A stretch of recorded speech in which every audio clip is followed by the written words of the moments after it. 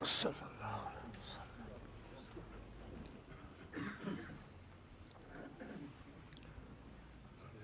الحمدللہ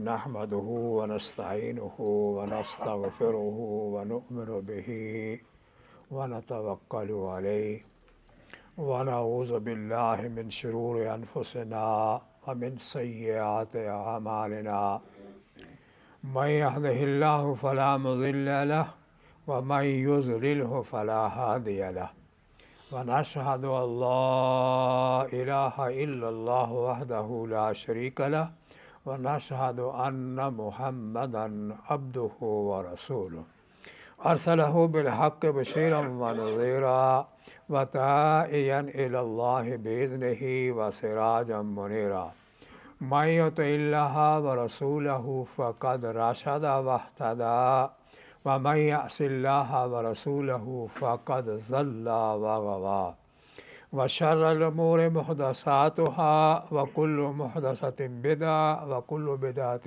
ضلالة وكل ضلالة في النار رب اشرح لي صدري ويسر لي امري واحلل عقدة من لساني يفقهوا قولي اما بعد اعوذ باللہ من الشیطان الرجیم بسم اللہ الرحمن الرحیم قل ان کنتم تحبون اللہ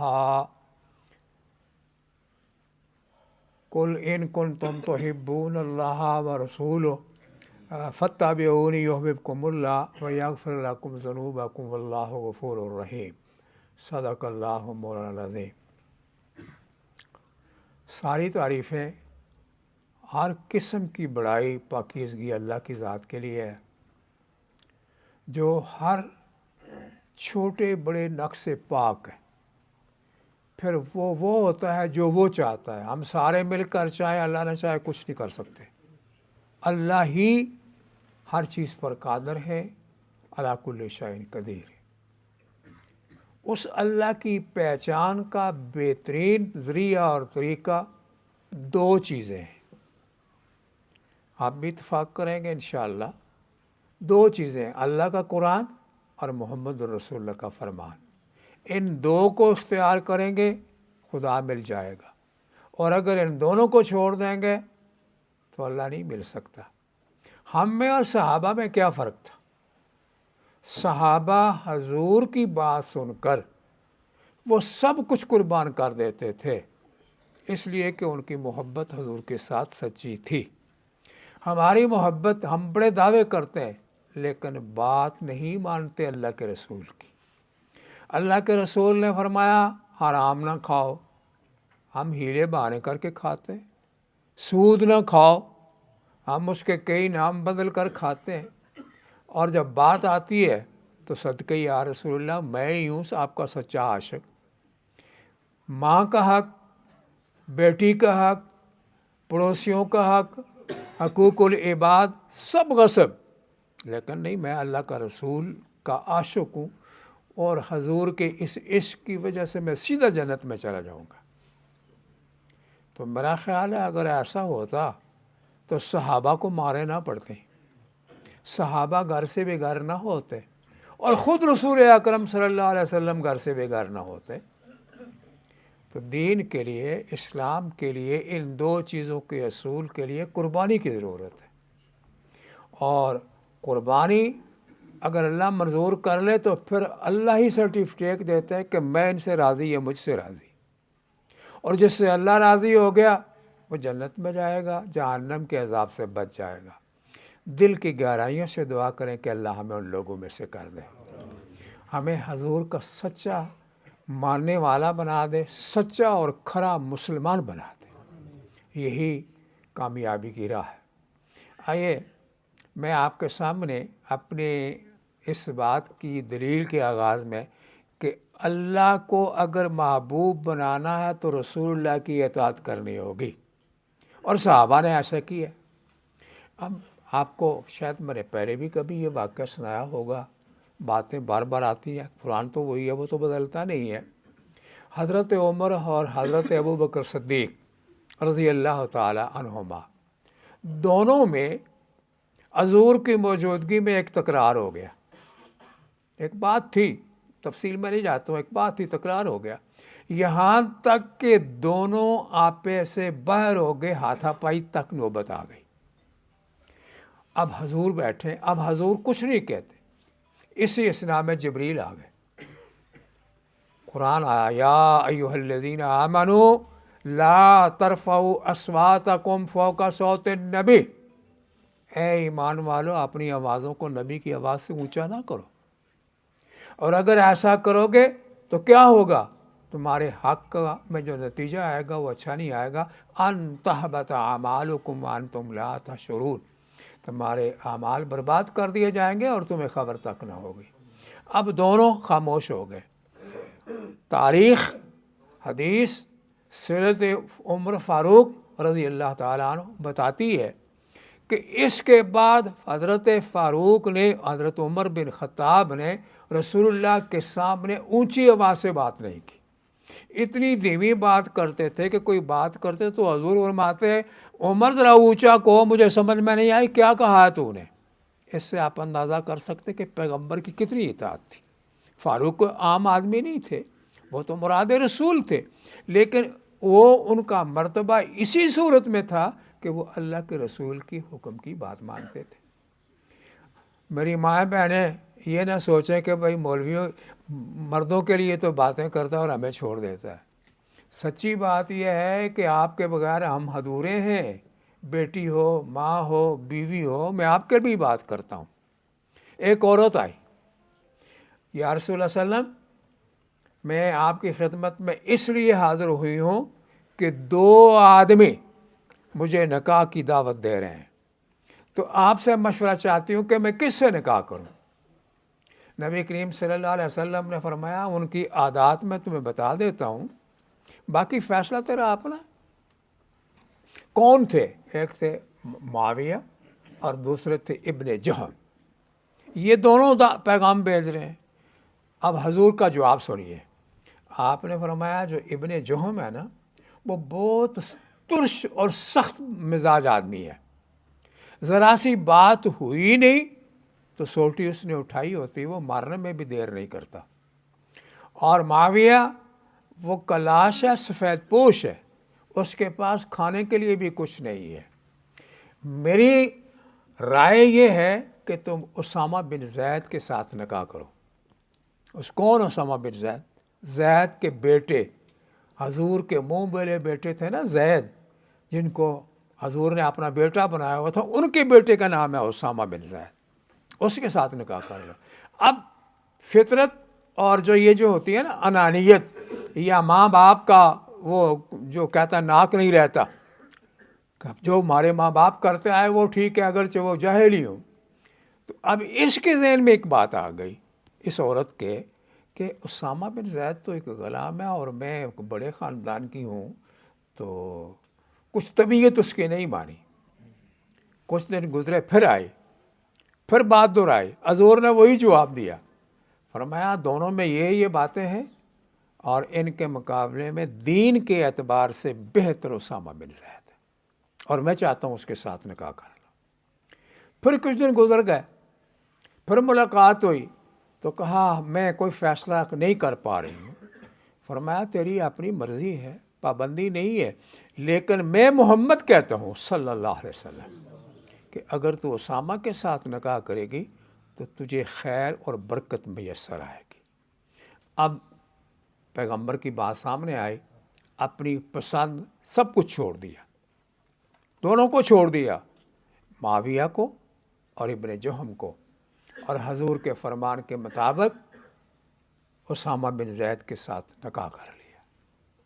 اب حضور نے برکت کی دعا فرمائی، نتیجہ کیا نکلا کہ عام اس وقت کی جو عورتیں تھیں وہ اس عورت پر رشک کرتی تھی کہ کاش کہ ہم اسامہ کے ساتھ نکاح کر لیتے۔ آپ اندازہ کر سکتے کہ یہ کوئی عورت یہ برداشت نہیں کرتی، لیکن وہ کہتی ہے ہم نکاح کرتی اسامہ بن زید کے ساتھ۔ تو اسامہ کو اور اس عورت کو یہ مقام کیوں ملا؟ اب اس نے اپنی تمام دل کی باتوں کو چھوڑ کر ایک بات اختیار کی، اللہ کی اور محمد الرسول اللہ کی صلی اللہ علیہ وآلہ وسلم۔ تو یہ لوگ بڑے عظیم لوگ تھے، اور ان لوگوں میں اگر آپ کسی بھی صحابی کی تاریخ کو اٹھائیں، الا ماشاء اللہ، صدیق اکبر بڑے مالدار تھے، بڑے کاروباری آدمی تھے، لیکن اسلام کے لیے ان کو بھی مار کھانی پڑی.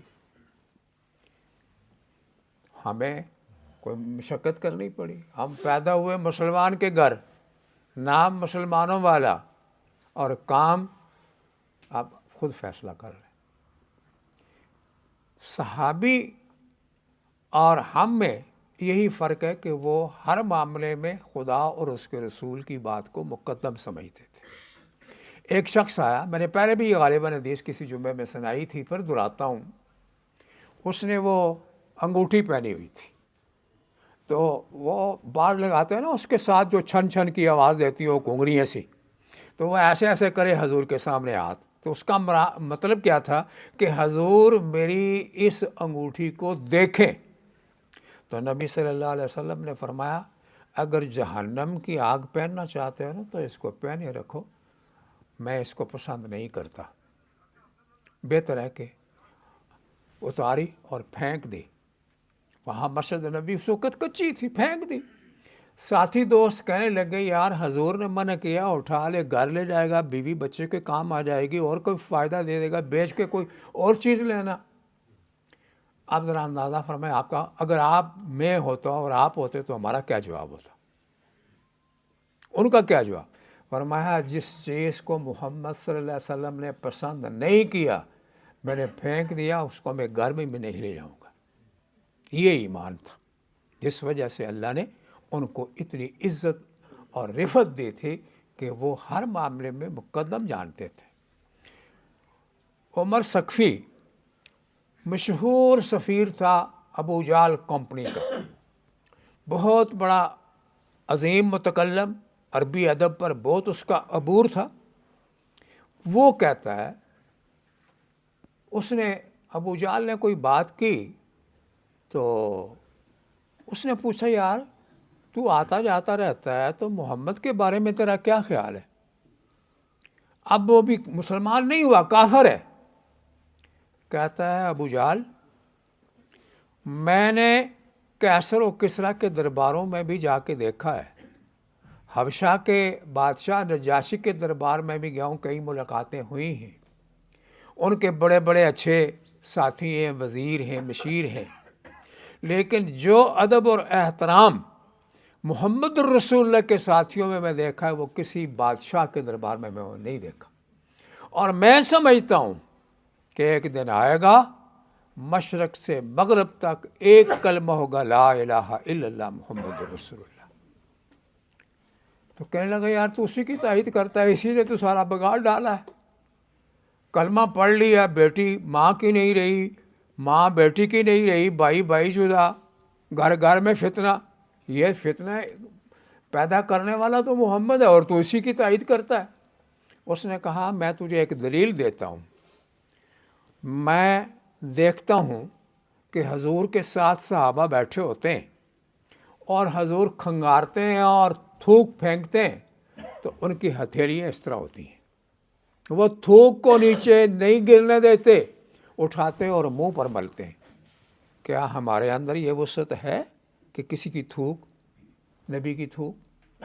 یعنی یہ اپنے من کو مارنے والی بات تھی. کہا دوسری بات، جب محمد وضو کرتے ہیں تو جو ساتھی آگے پیچھے اکٹھے ہوتے ہیں وہ وضو کے پانی کو زمین پر نہیں گرنے دیتے، اس کو ہاتھوں میں لے کر اپنے جسم پر ملتے ہیں. ان کا کیا ذہن تھا کہ جو مسلمان ہو کر اللہ کے نبی کا کلمہ پڑھ کر حضور کو دیکھ لے، حضور نے فرمایا وہ جنت میں جائے گا، میں اس کی شفاعت کروں گا. اور جنہوں نے مجھے نہیں دیکھا جن میں ہم شامل ہیں، اور میں سمجھتا ہوں ہم خوش قسمت ہیں. یہ الگ بات ہے کہ ہم اپنے مقام کو نہ پہچانیں. فرمایا ان کو ڈبل ٹرپل ثواب ملے گا. آپ لوگوں نے مجھے دیکھا ہے، میری عادات کو، میرے معاملات کو دیکھ کے اسلام قبول کیے ہیں، اور وہ لوگ ہیں جنہوں نے نہ اللہ کو دیکھا ہے. اللہ کو تو کسی نے بھی نہیں دیکھا، دنیا میں کوئی آنکھ اللہ کو نہیں دیکھ سکتی. تو آپ نے مجھے دیکھا ہے اور ان کے لیے ڈبل ٹرپل ثواب ہوگا، اور حوض کوثر پر ساقی جام ان کا میں بنوں گا۔ اللہ ہمیں ان لوگوں میں سے کرے جنہوں نے بغیر دیکھے سچا ایمان، سچا عقیدہ، توحید خالص، محبت خالص، اس میں کوئی کھوٹ نہیں ہے۔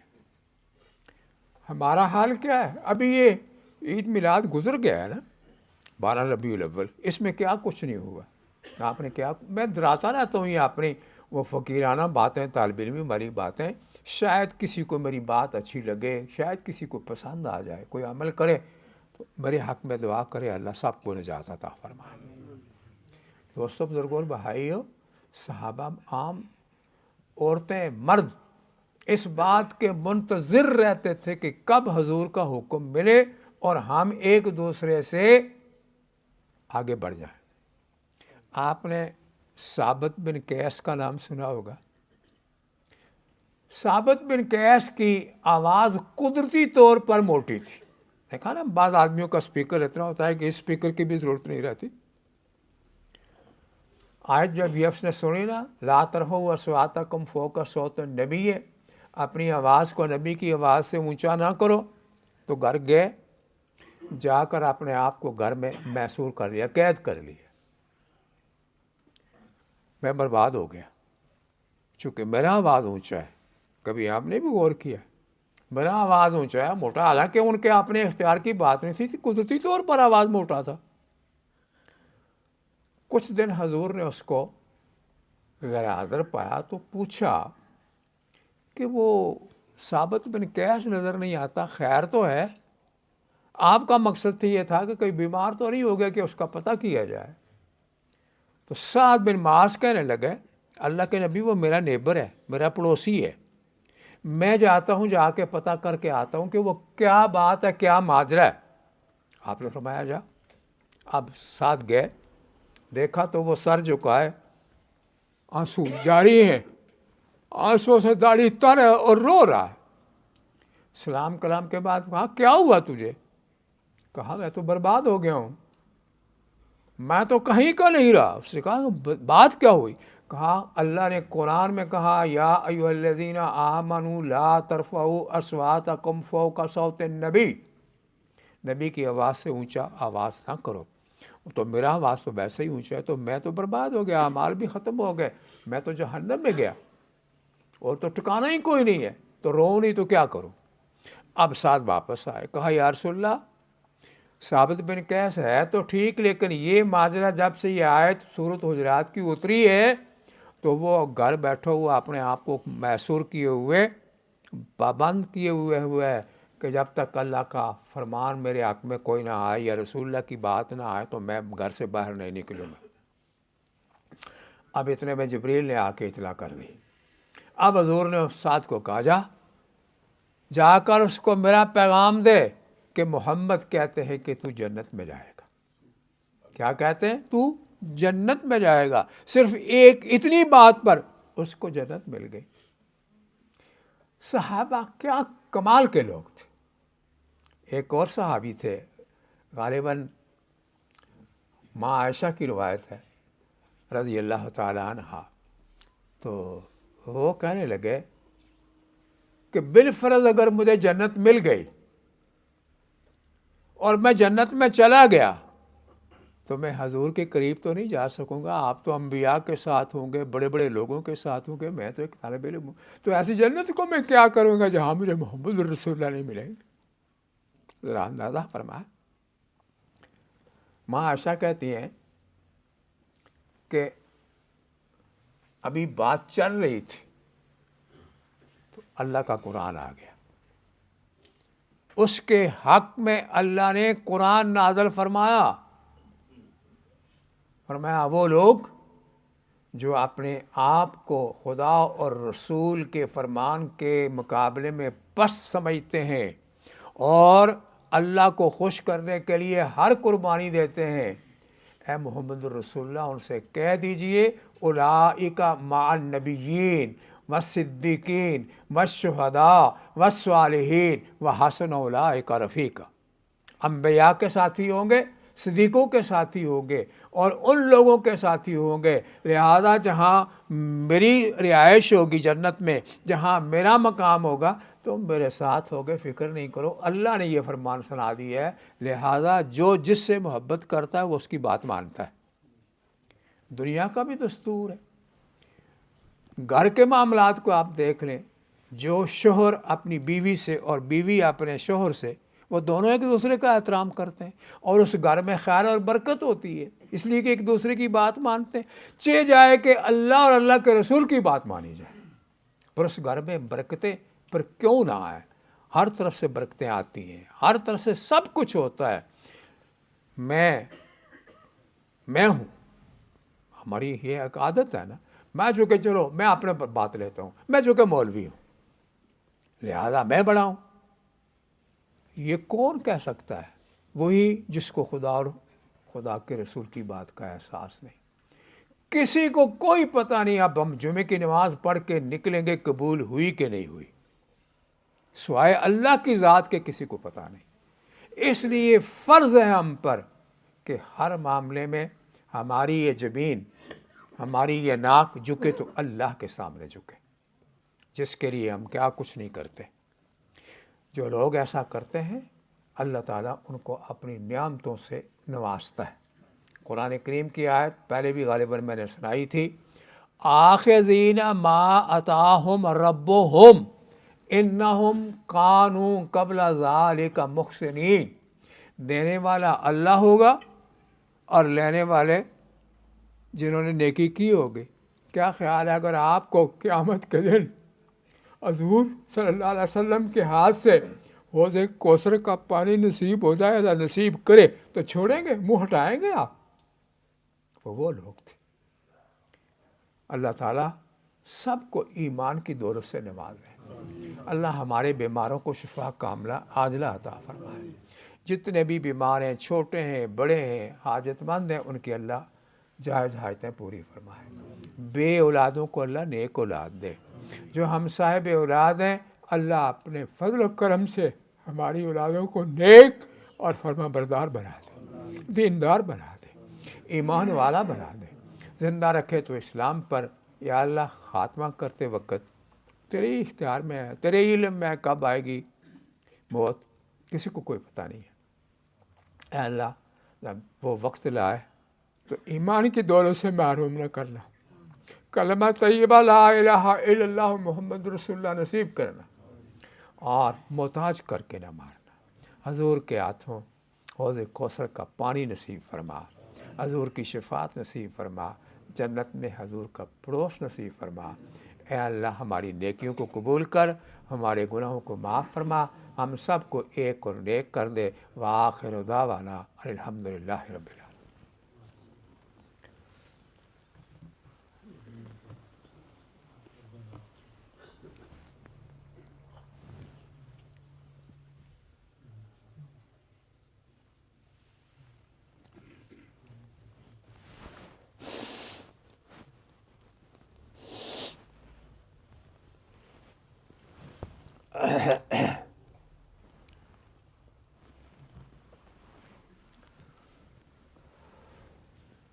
ان الحمدللہ والصلاۃ والسلام علی رسول اللہ صلی اللہ علیہ وآلہ وسلم. ایک ضروری اعلان ہے جو اپنے معمول کے مطابق میں کرتا رہتا ہوں، آپ کو سناتا رہتا ہوں، آپ تعاون کرتے رہتے ہیں. اللہ سب کی محنت اور کوشش کو قبول فرمائے. اور وہ ہے مسجد.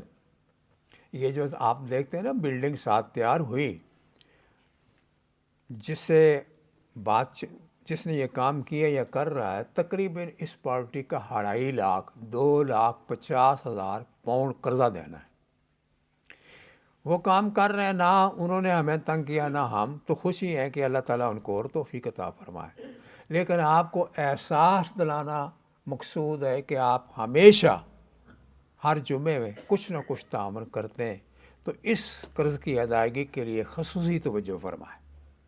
مائیں بھی، بہنیں بھی، اور آپ بزرگ بھی اور بھائی بھی، بلکہ اپنے جو آپ کے کولیگ ہیں، ملنے والے ہیں، ان کو بھی احساس دلائیں کہ نیکی کا کام ہے.